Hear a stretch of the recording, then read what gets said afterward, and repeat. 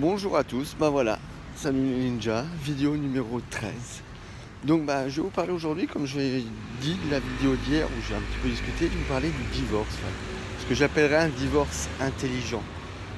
Parce que finalement on dit toujours que les mariages, les rencontres, les trucs sont des belles choses dans la vie, mais je crois que les séparations aussi peuvent être de merveilleuses choses dans une vie. Un divorce peut être magnifique.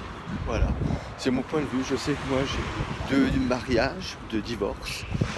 Mais c'est deux divorces qui. Alors le premier peut-être un peu moins parce que voilà, manque de maturité, d'expérience de vie. Mais le deuxième divorce, c'est une belle rupture que j'ai fait avec la mère de mes enfants. On s'est séparés intelligemment. On s'est rendu compte que finalement, on a passé 10 ans de vie commune, on a fait deux merveilleux enfants. Et qu'au bout de 10 ans, finalement, voilà, on a grandi, on a évolué tous les deux.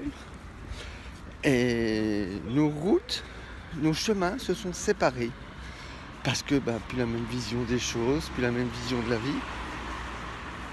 Donc on a décidé de se séparer pour le bien-être. Et puis le bien-être des enfants aussi. Parce que malgré tout,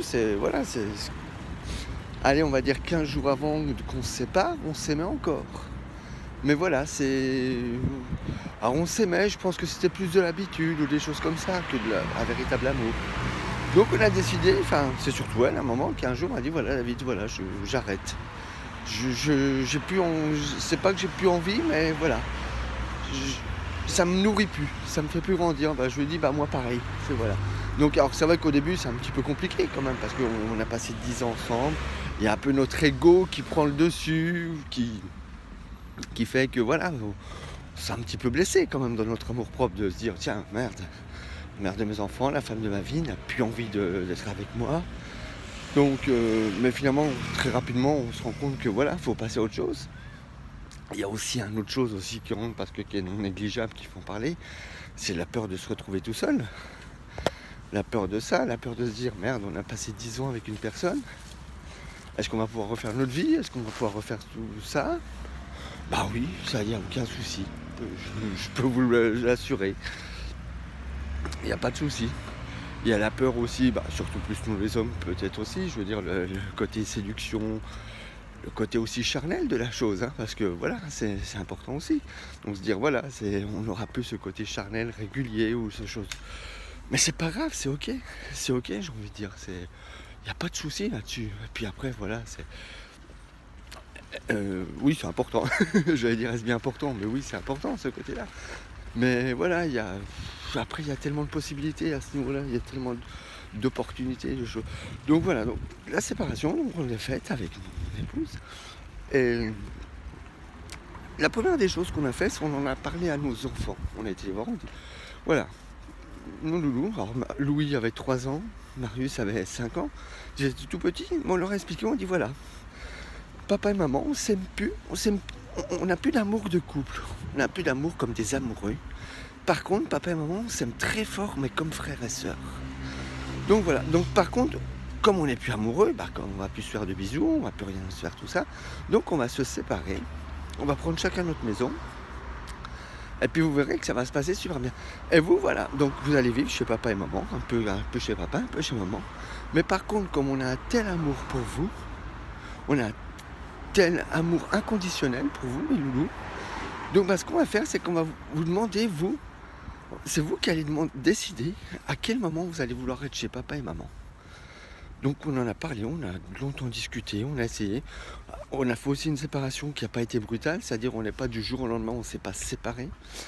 On est resté pendant 5 mois à vivre encore ensemble, sous le même toit, à essayer de vivre intelligemment, même si des fois, forcément, il y avait des conflits, aussi bien de mon côté que de son côté, parce que c'est normal, c'est compliqué de vivre avec quelqu'un pendant 10 ans, puis de temps en temps, moi ou elle, on sortait forcément, on avait besoin de vivre, de sortir, donc c'est compliqué de laisser la femme avec qui tu as vécu ou l'homme avec qui tu as vécu pendant 10 ans sortir, parce que tu sais qu'elle va sortir faire la fête ou des choses comme ça, ou toi tu vas sortir faire la fête. Mais bon, c'est pareil, c'est ok, c'est voilà, faut laisser. De toute façon, finalement, aimer quelqu'un, c'est c'est lui laisser toute sa liberté. Enfin, c'est mon point de vue. Voilà, c'est ça, c'est ça aimer quelqu'un. C'est aimer quelqu'un, c'est savoir le laisser libre. Après voilà, ça peut être un autre sujet de vidéo aussi ça.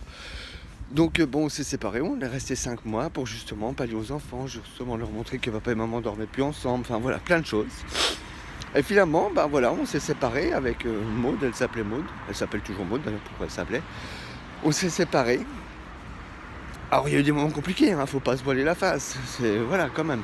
Mais voilà, après faut faire ressortir notre intelligence finalement, parce qu'on est tous intelligents. Et dire voilà, ça sert à rien de partir en colère ou en rancune ou un truc comme ça sur des choses qui sont voilà. Donc faut la mettre de côté et avancer pour le bonheur de tout le monde, pour le bien de tout le monde, parce que finalement voilà. Et donc cette séparation s'est faite, on est passé, voilà. Les enfants finalement, ben, on les garde, il reste maximum 48 heures sans voir papa et maman. On a eu l'intelligence de se séparer, de mettre l'école entre nous deux. C'est-à-dire je suis à 800 mètres de l'école d'un côté, et leur mère est à 800 mètres de l'école mais de l'autre côté. Donc voilà. Et donc la transition ne se fait que par le biais de l'école avec les enfants. Sauf certains week-ends où je vais les chercher chez elle, ou elle vient les chercher chez moi. Mais bon, quand je vais chez elle chercher mes enfants, on prend le café, on discute, et pareil à la maison. Voilà, on a fait un divorce, moi ce que j'appelle intelligent. Voilà. Parce que, bon, avant toute chose, avant de penser à notre ego, à nous, on a pensé à nos deux merveilleux enfants qui, eux, n'ont rien demandé à personne. Ils sont arrivés. Et que notre rôle de parents, finalement, c'est d'en faire des êtres humains qui soient riches, qui soient heureux, qui soient, enfin voilà, qui n'aient pas de rancœur par rapport à une vie de couple, qui n'est pas, voilà, on n'a pas envie de leur donner de mauvaises idées, de mauvaises choses par rapport à une vie de couple, même si elle va pas loin, même si ça dure. Après, ça peut être une vie de couple qui peut durer 1 an, 6 mois, 2 ans. Ça sert à rien d'en vouloir avec la personne avec qui vous avez vécu. Vous savez, putain, enfin, j'ai failli être vulgaire, mais c'est pas grave. Merde, allez, merde, putain, voilà, on va être vulgaire. On n'a pas partagé des moments pendant X temps avec une personne qu'on a aimée, parce que voilà, on l'a aimée. Pourquoi? Parce que à partir du moment où on se quitte, on se sépare, cette personne va devenir la pire personne de votre vie. C'est complètement ridicule, à mon point de vue.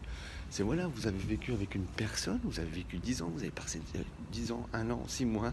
Enfin, vous avez partagé des belles choses, des moments d'amour, de tendresse, enfin, plein de choses.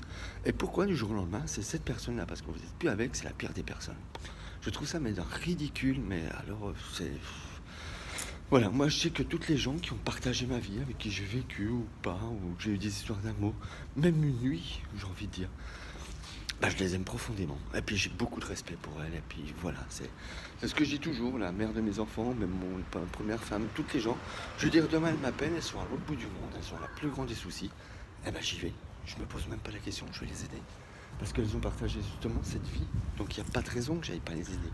Donc pour moi, c'est ça un divorce intelligent. C'est savoir, eh ben, reconnaître avec qui on était et savoir avec qui, enfin voilà, on a partagé X temps de notre vie avec une personne, et ben toujours l'aimer, toujours rester en amour avec elle, parce que ça me paraît essentiel et important. Voilà, donc pour moi c'est ça un divorce réussi, c'est malgré la divorce, malgré qu'on ne puisse plus avec la personne, c'est savoir toujours l'aimer, savoir toujours la respecter pour ce qu'elle est, pour qui elle est. C'est voilà, c'est mon point de vue. Donc sur ce, je sais pas si j'ai été très clair en tout, mais bon voilà, moi je sais qu'avec la mère de mes enfants, on a toujours une très très bonne relation, on s'entend très très bien. D'ailleurs pour c'est elle, normalement c'était mon week-end, le week-end de la NBS, et finalement c'est elle qui va garder mes deux loulous et puis mes deux chiens aussi. Il y en a, voilà, il y en a un là, il y en a un autre ici, voilà. Donc c'est elle qui garde tout ce petit monde là, le temps que j'aille faire tout ça. Le temps que j'aille passer du bon temps, oui, parce que ça va être du bon temps avec vous. Donc, pareil pour elle, quand elle a besoin d'un week-end ou un truc comme ça, on se dépanne tout le temps. Voilà. Donc pour moi, c'est ça un divorce réussi. C'est un divorce réussi, c'est la même chose qu'un mariage réussi, à mon point de vue. Allez, sur ce, passez un merveilleux dimanche. Prenez soin de vous et je vous aime.